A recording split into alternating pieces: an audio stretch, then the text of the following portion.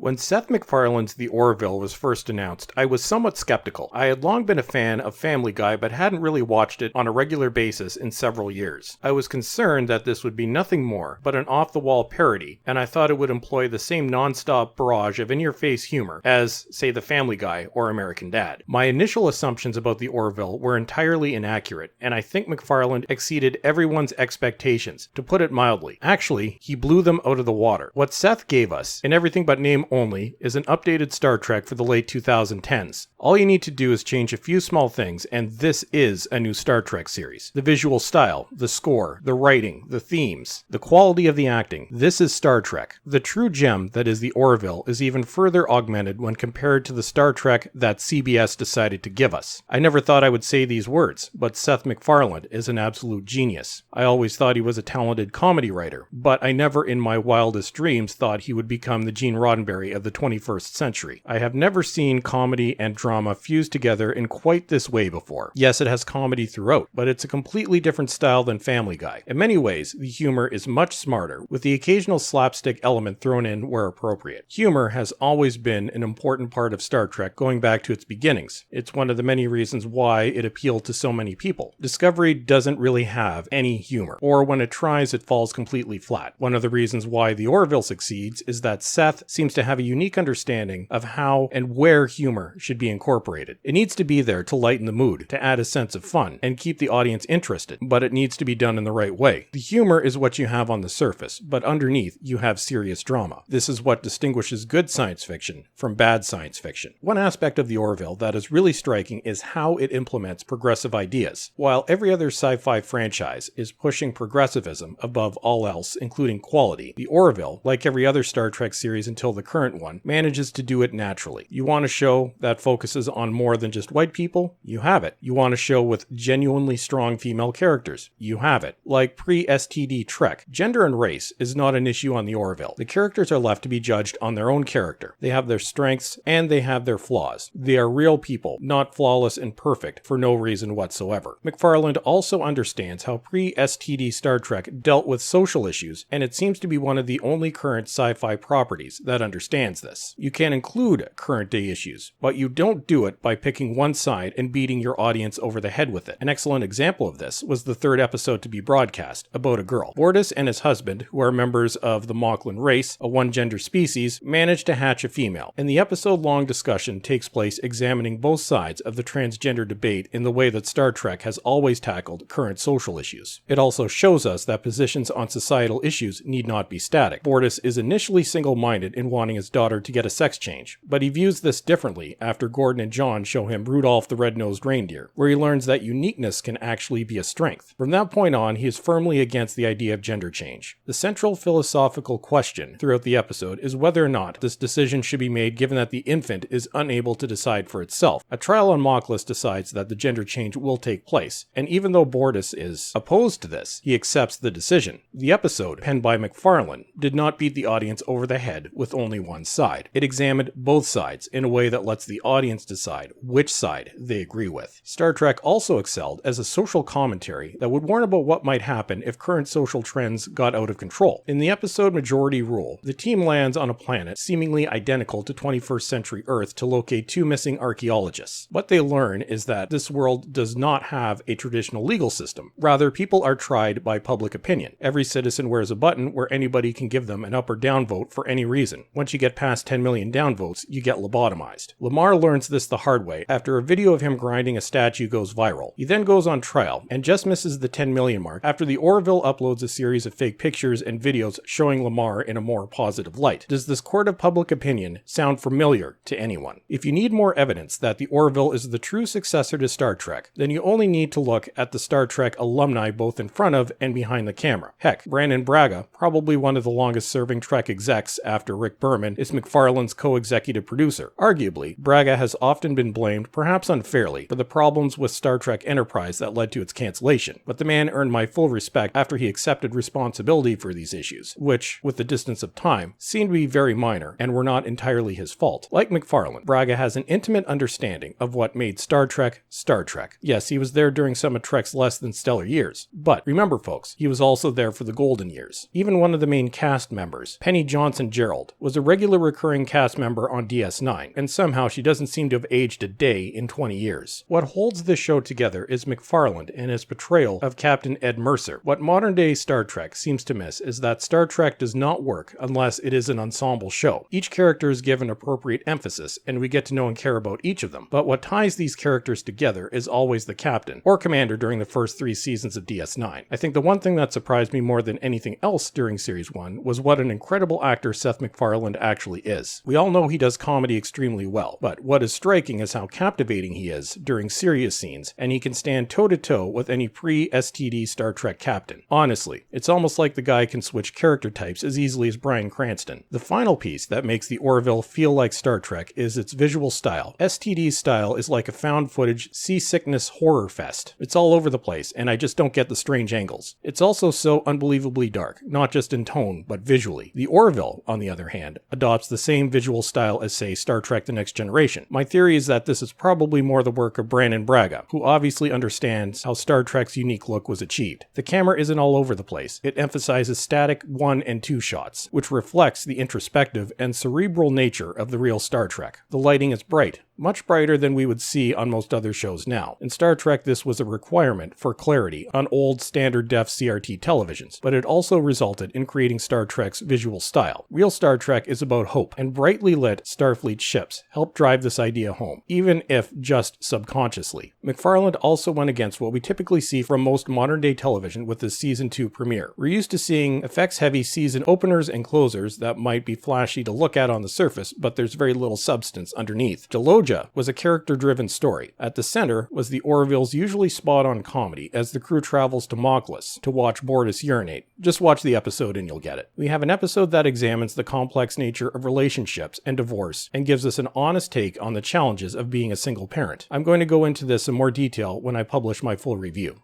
This is Star Trek in all but name, and a few minor details necessary to adhere to copyright laws.